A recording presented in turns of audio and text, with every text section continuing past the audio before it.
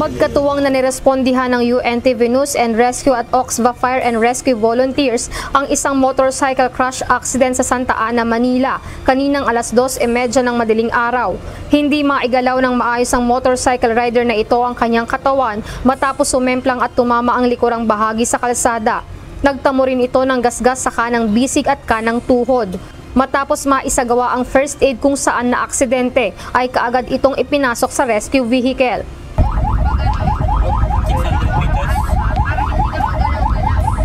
Tingin ka lang, sir, ha?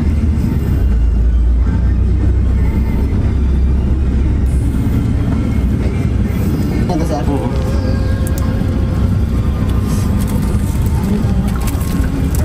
Sakit, sir. Kung may rate nyo 1 to 10, 10 pinakamasakit. 1 di gaano.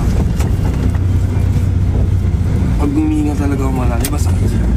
Tapos pag nauubo ako, masakit din siya. Ulan ng malay? Hindi. Kanina, hindi. Ayon sa rider, nadulas siya sa kalsada kaya siya sumemplang.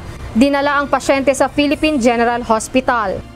Magkatuwang ding tinulungan ng UNTV News and Rescue Team at Bamban Disaster Risk Reduction and Management Office ang isang motorcycle rider na nahulog sa isang tulay sa barangay Dapdap, Banban, Tarlac mag-aalas 11 kagabi.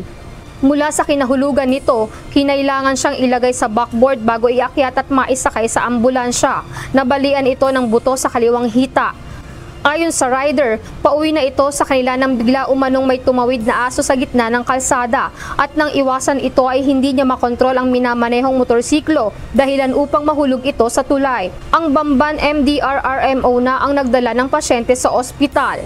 Lizel Nael, UNTV News and Rescue. Diyos ang aming sandigan, serbisyo publiko ang aming pinahahalagahan.